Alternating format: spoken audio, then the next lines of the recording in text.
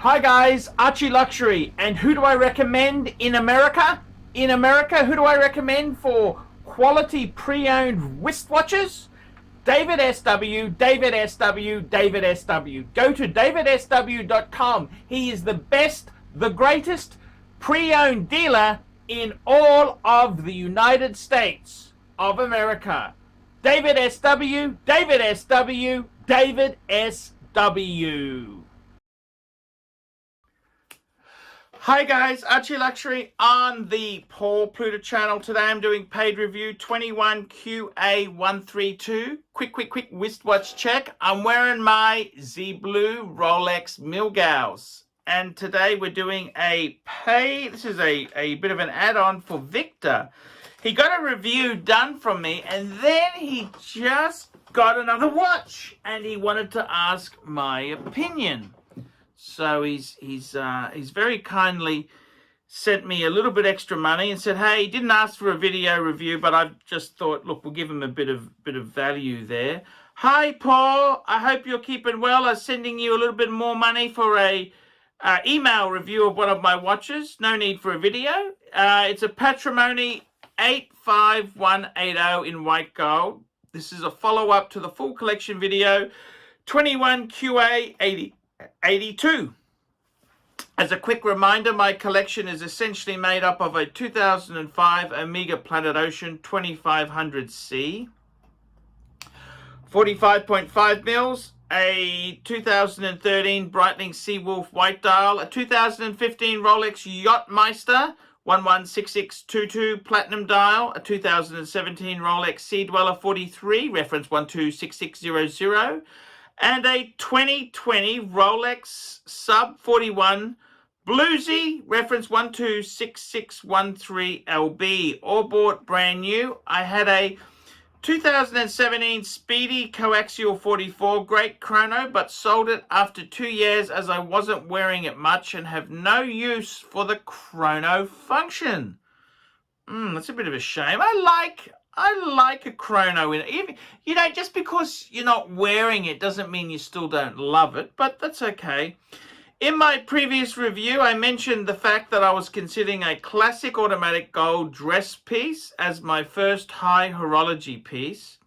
I was debating between three models, a Calatrava 5296, a Breguet Classique 5140, or a 7147 with a white enamel dial, and a Vacheron Constantin Patrimony 85180.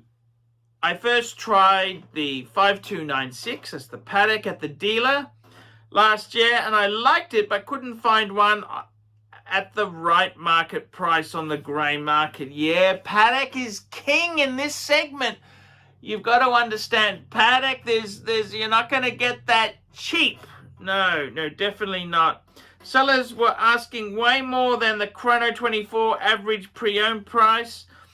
Then I tried the Breguet Classic 7147 with enamel dial and another local AD last month. Despite the fact those Breguets could be had brand new at 30% off retail, I decided it wasn't for me after checking it out under a loupe. Ooh, I don't know what he means by that. Breguet's got great quality.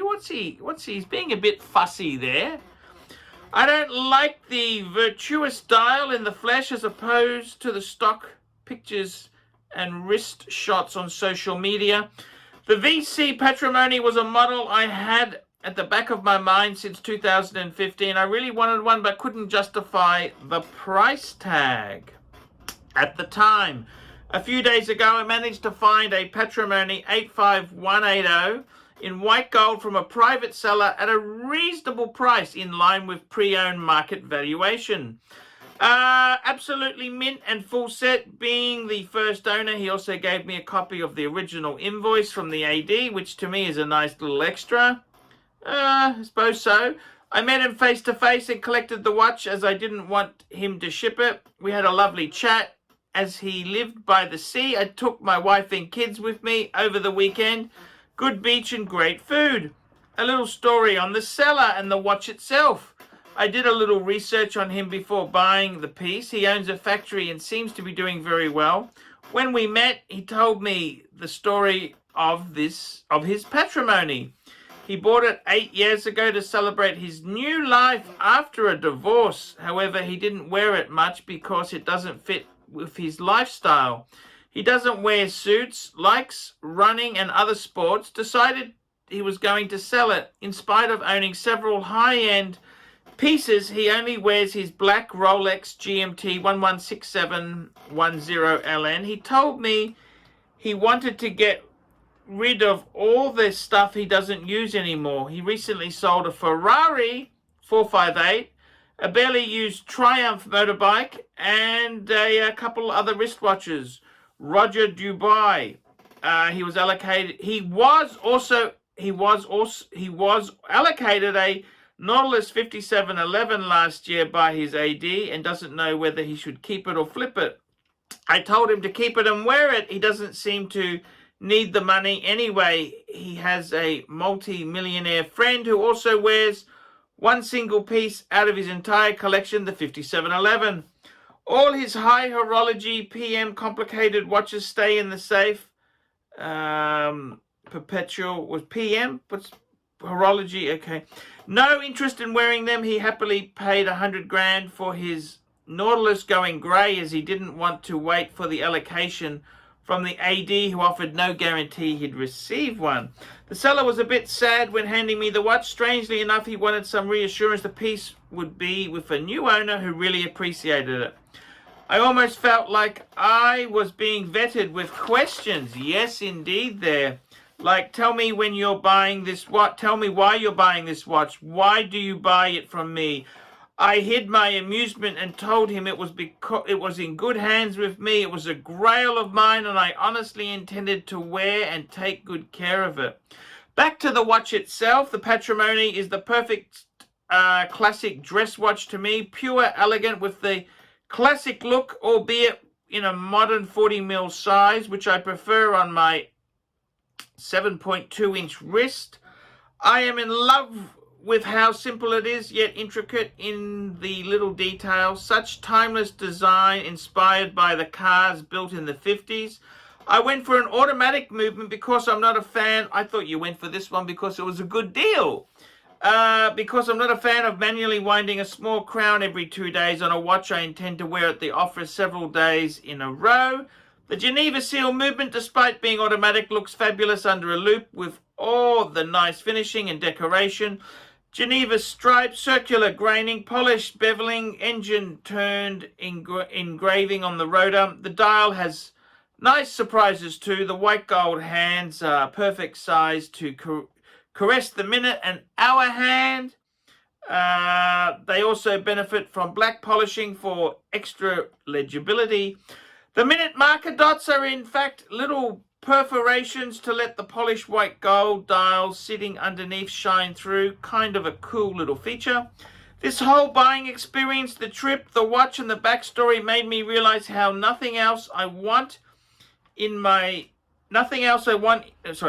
me realize there's nothing else I want in my mid-tier collection. Right now, it feels like the end of my collecting journey.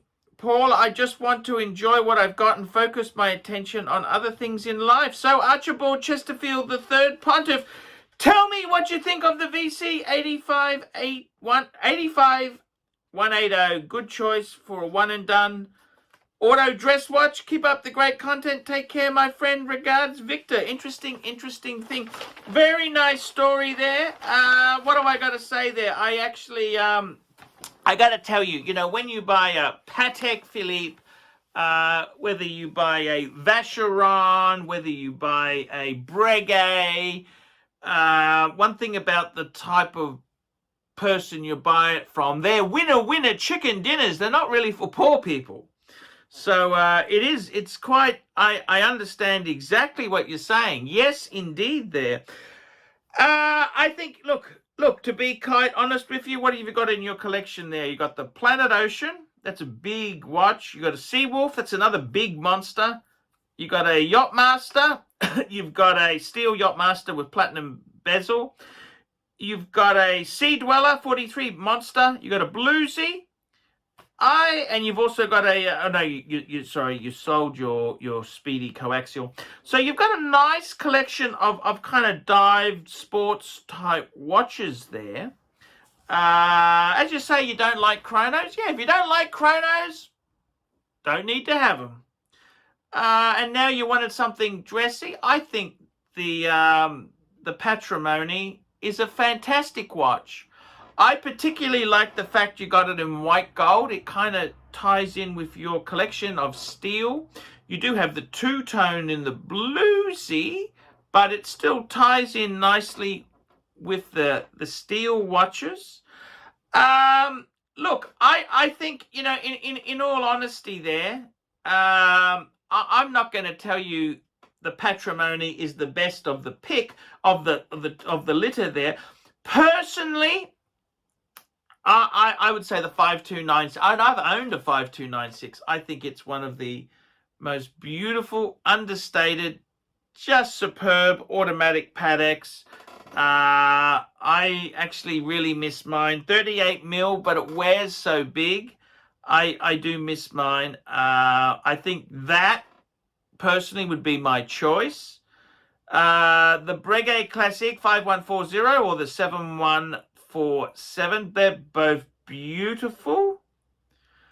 Vacheron, look, Vacheron makes some amazing stuff. Vacheron really does do amazing stuff. You can't, they're a high-end brand. In some ways, they're Vacheron, incredible stuff.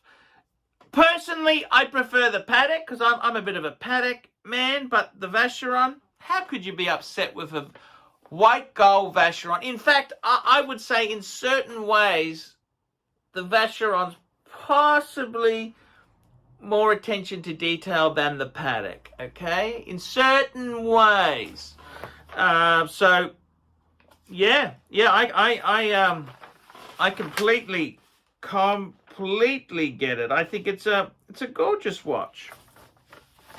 Very interesting. You went and you bought it from a super wealthy person. It's an interesting world, isn't it? Hey, welcome to the club. That's what I can say to you. Welcome to the club. Interesting story. The guy bought it as a divorce present. He has a Ferrari. He had a Ferrari. He had a Triumph motorbike, and he seems to be living the life, living the dream, and he wanted to know you would look after his watch. That's very cool. What a cool story there. Absolutely cool story. Yeah, it just goes to show, you know, these things are heirlooms. What do I think myself? Look, I think, so you've asked me the question. I love the backstory. I really do love the backstory. I think it is so interesting. You know, I've often researched people, because when you buy the Patek, you get the certificate of origin, and it lists the owner. I try and track him out. Who is he? And often Patek people, you know, they're all bigwigs. They're wealthy people. Well, they're not for poor people. You know, to buy them new, they're going to be rich.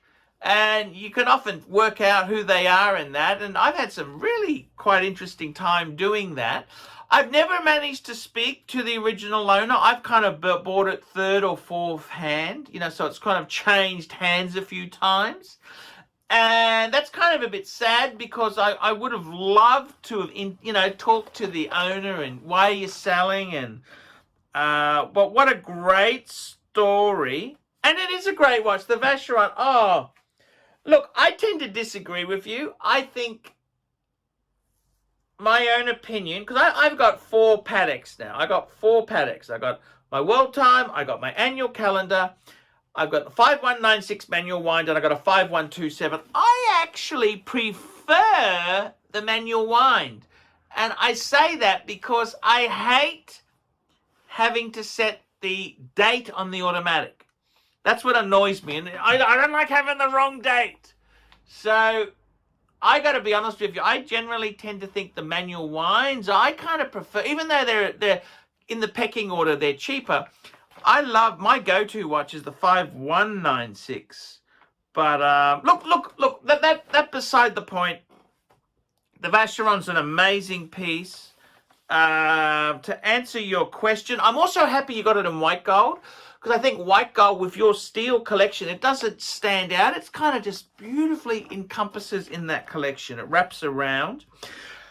So you said there, tell me what I think of the Vacheron. The Vacheron's absolutely amazing. That's a top-end, top dress watch. How could you not love that watch? Yes, I'd prefer the Patek, but that's just me, okay? I'm a Patek guy. I've owned a Vacheron. I had a Vacheron vintage 1960s 6405. That's right, 6405. It was a manual wind little Vacheron. Love that watch. I love that watch. Sold it, made good money. Love that. It was only a 33 mil manual wind. Loved it. Absolutely loved the whole Vacheron experience. Definitely. Good choice for a one and done auto dress watch. You betcha. A Patek would be amazing. A Breguet would be amazing. An FP Jaune.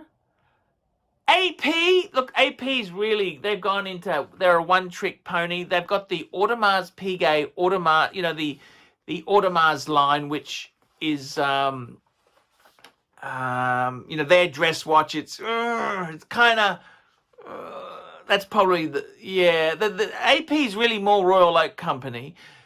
But FP Jaune, all of those sort of things, that's a one and done. You could definitely, any of those there, you would not be unhappy with. So is it a great one and done? You betcha. Vacheron's not garbage. That's an expensive brand, and what a great story. You get to sample the life and don't sell it, man. What a cool story. That's a great story. So guys, tell me what you think, guys. Like, subscribe, tell your friends.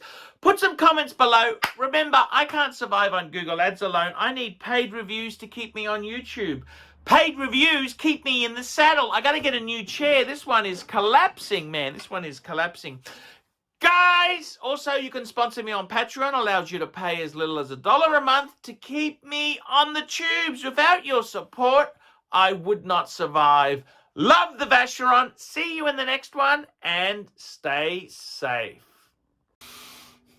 Like, subscribe, and tell your friends, and don't be afraid to get a paid review. $50 US for a paid review. It helps me stay full-time on YouTube, and I will see you in the next one. $50 US paid review. I can't survive on Google Ads. I need your support. And guys, you could also sponsor me on Patreon. Patreon allows you to pay as little as $1 a month to keep me on YouTube.